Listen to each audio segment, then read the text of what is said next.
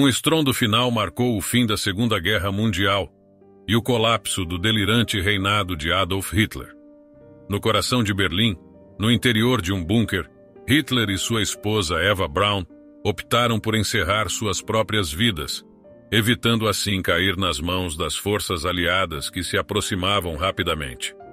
Com o avanço dos aliados, veio à tona uma cena de horror indescritível.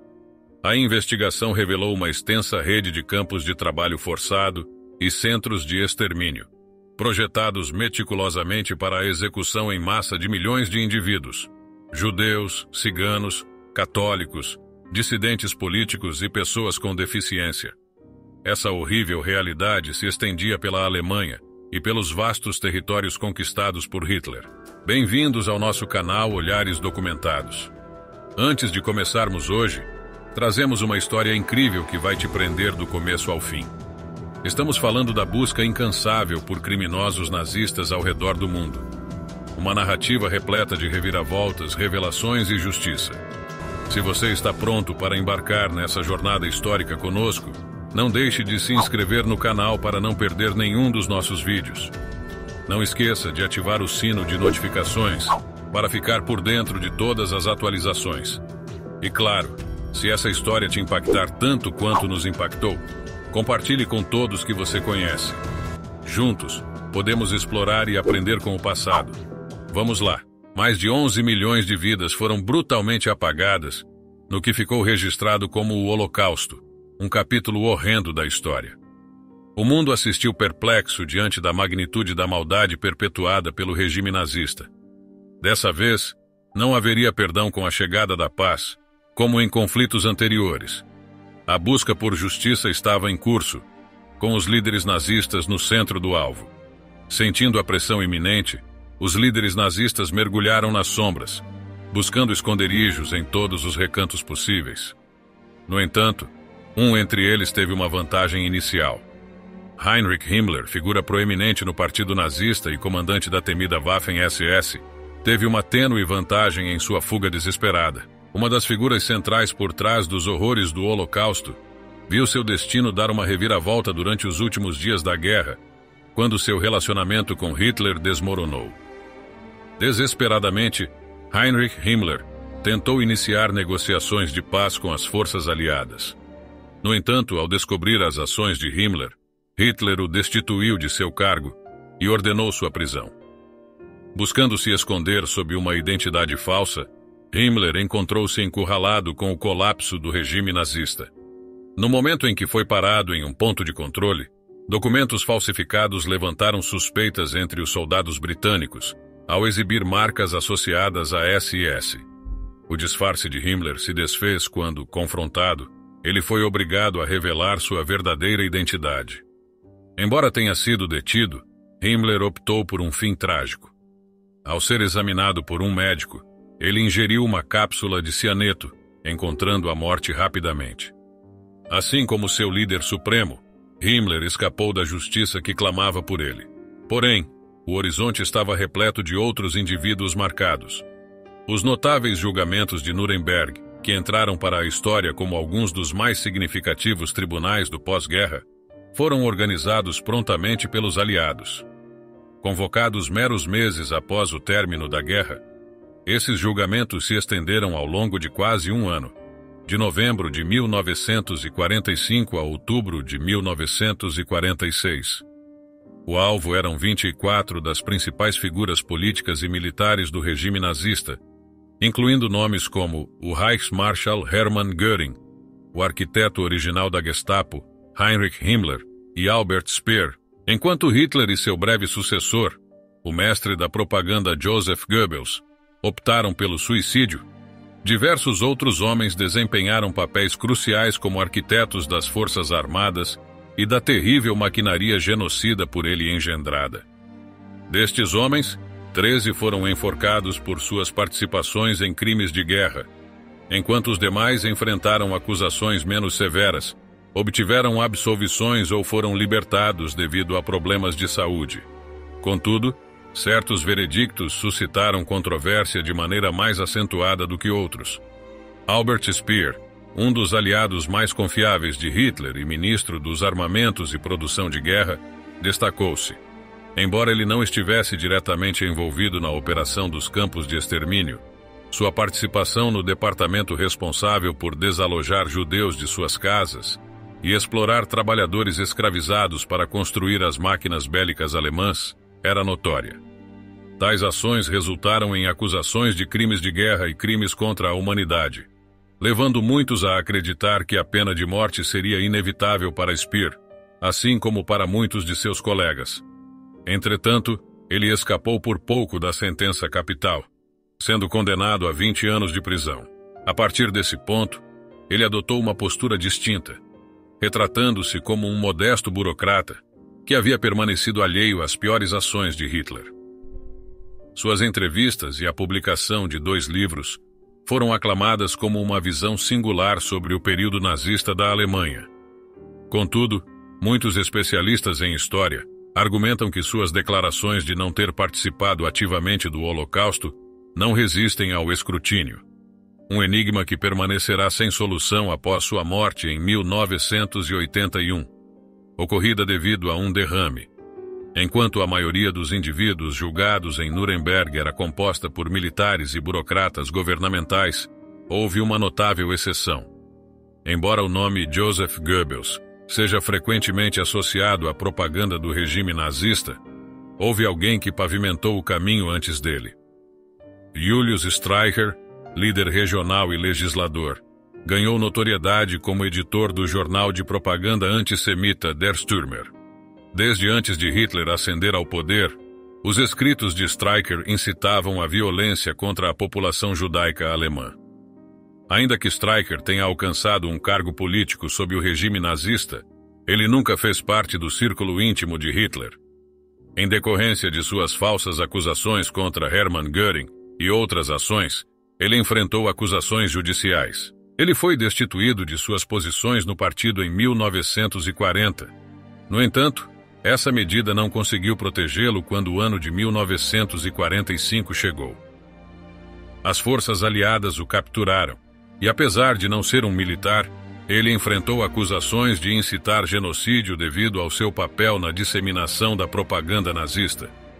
Em 16 de outubro de 1946, ele foi sentenciado à pena de morte por enforcamento. Aqueles tribunais notórios de Nuremberg haviam concluído sua missão, mas o clamor por justiça estava longe de terminar.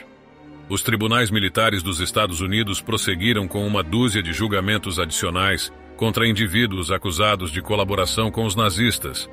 Muitos desses casos envolviam proeminentes líderes industriais alemães que haviam explorado mão de obra escrava e saqueado regiões ocupadas, além dos oficiais militares restantes.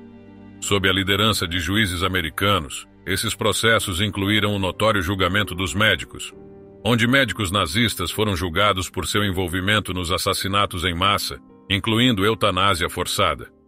Ao todo, quase 200 nazistas foram executados nos desdobramentos desses tribunais. Ainda assim, muitos dos principais membros da cúpula nazista permaneciam foragidos, escapando à justiça. De fato, para alguns, a punição nunca seria uma realidade alcançada. Após os estragos da Segunda Guerra Mundial, as atenções logo se voltaram para o próximo conflito iminente, a Guerra Fria entre os Estados Unidos e a União Soviética. Nessa corrida vertiginosa por supremacia militar e tecnológica, ambos os países estavam dispostos a tirar vantagem de qualquer recurso disponível, mesmo que fossem indivíduos que haviam sido seus inimigos no campo de batalha poucos anos antes.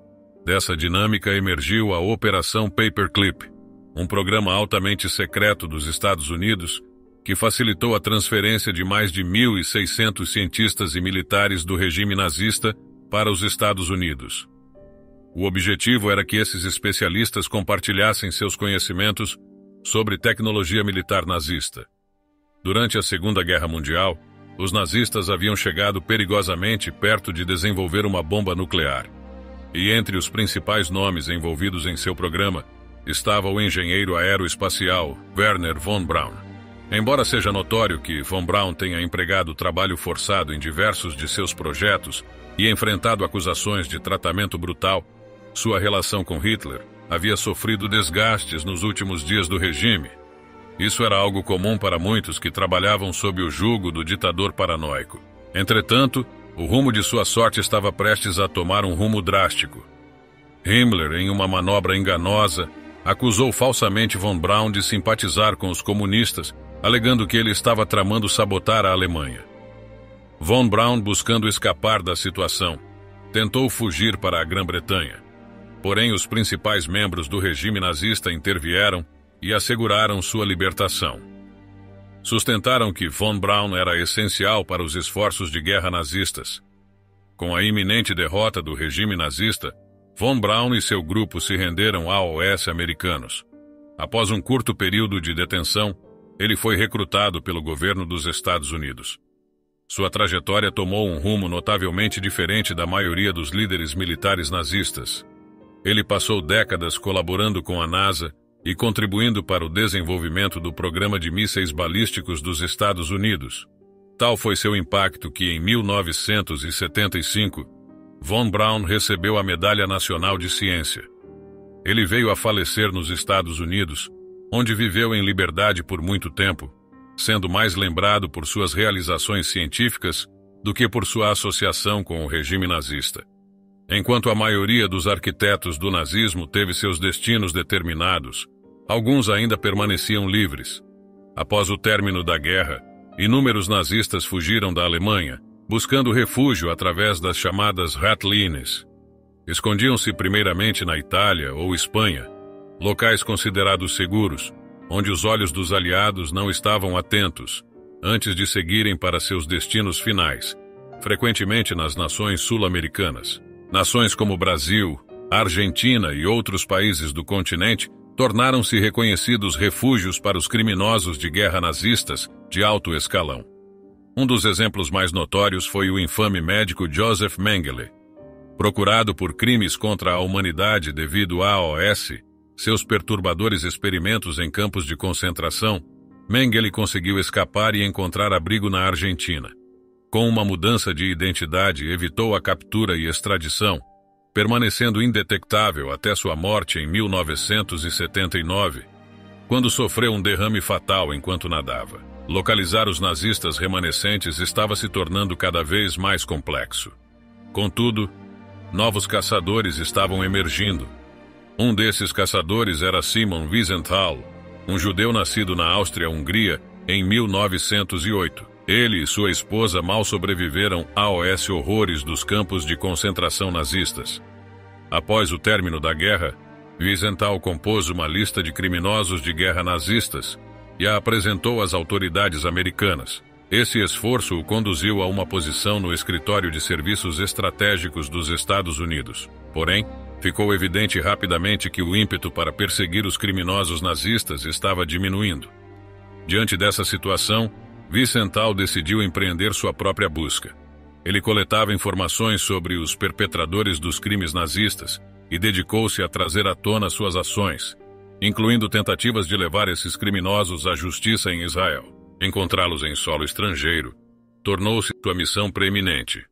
Ele emergiu como um incansável defensor da justiça para as vítimas do Holocausto, fundando o Centro Simon Wiesenthal para rastrear os perpetradores dos crimes de guerra nazistas e combater o antissemitismo.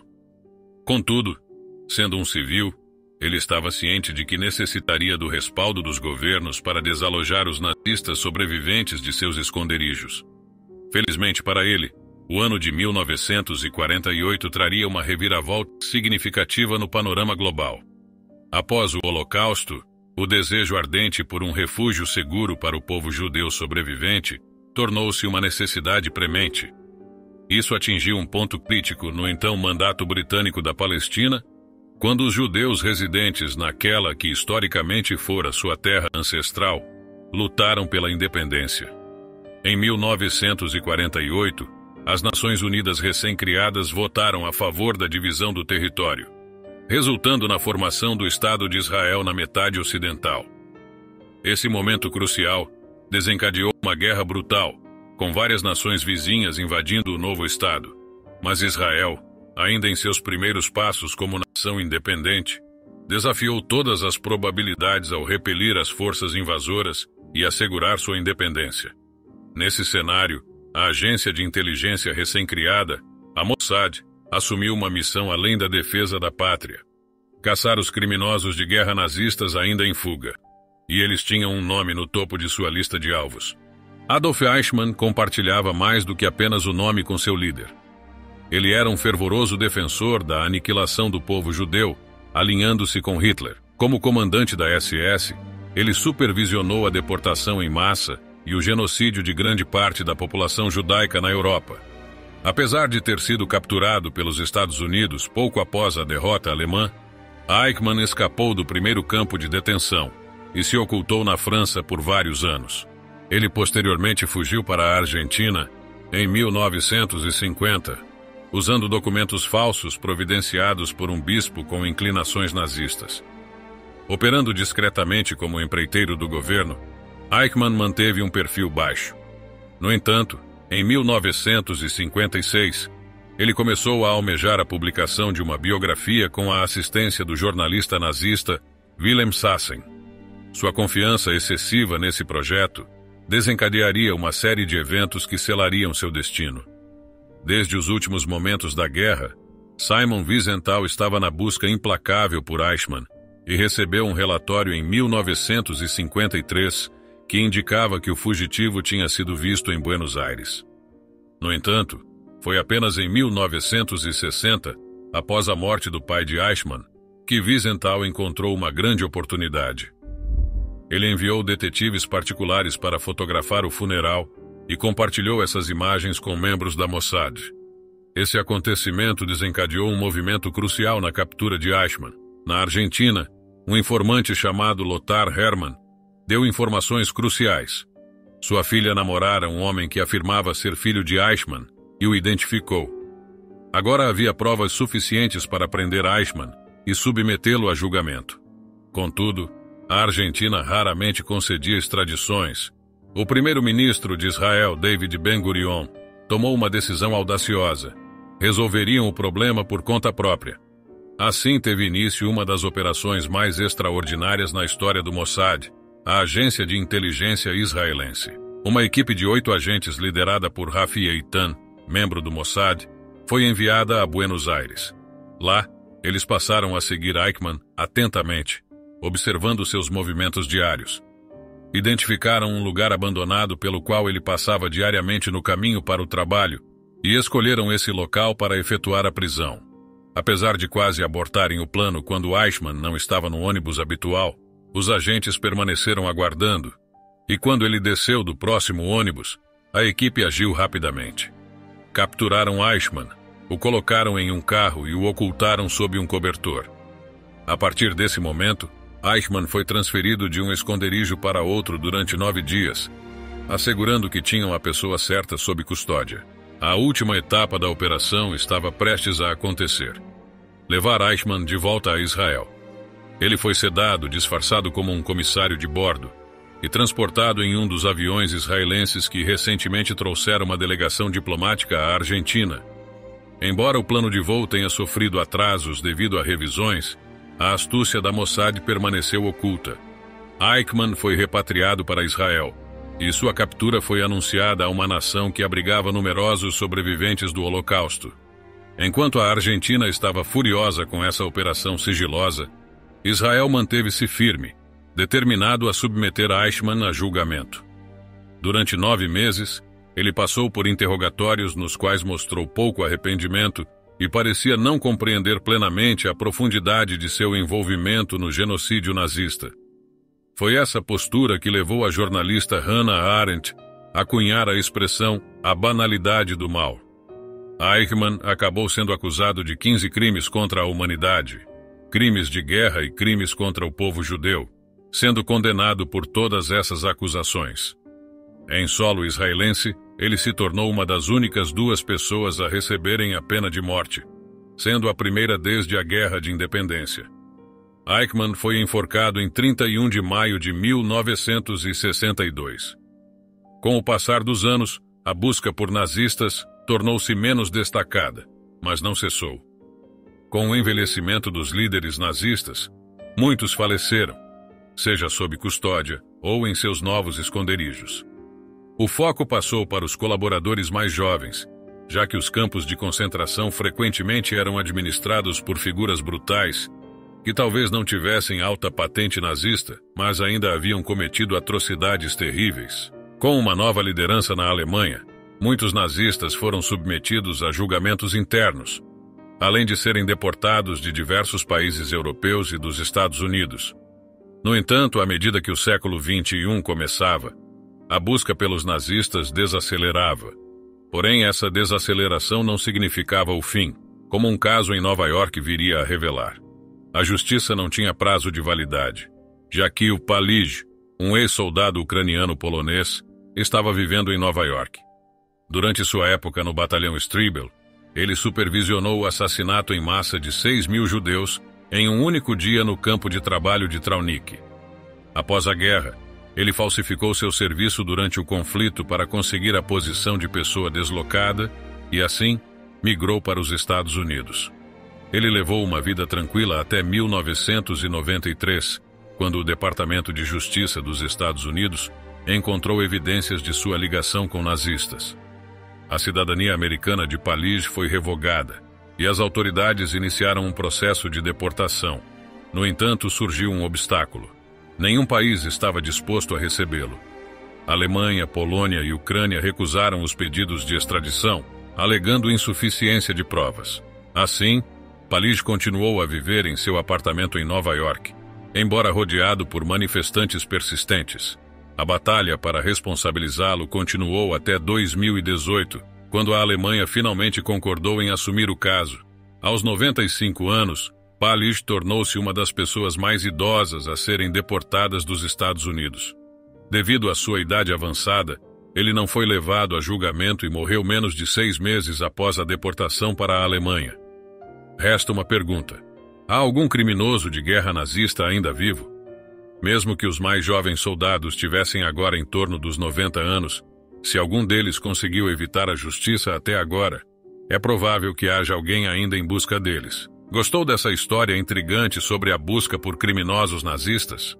Se você quer ficar por dentro de mais conteúdos históricos emocionantes e informativos, não deixe de se inscrever no nosso canal. Ative o sino de notificações para receber atualizações sempre que lançarmos um novo vídeo. E se essa história te impressionou, não esqueça de compartilhá-la com seus amigos e familiares. Juntos, podemos manter viva a memória e a compreensão do passado. E até o próximo vídeo.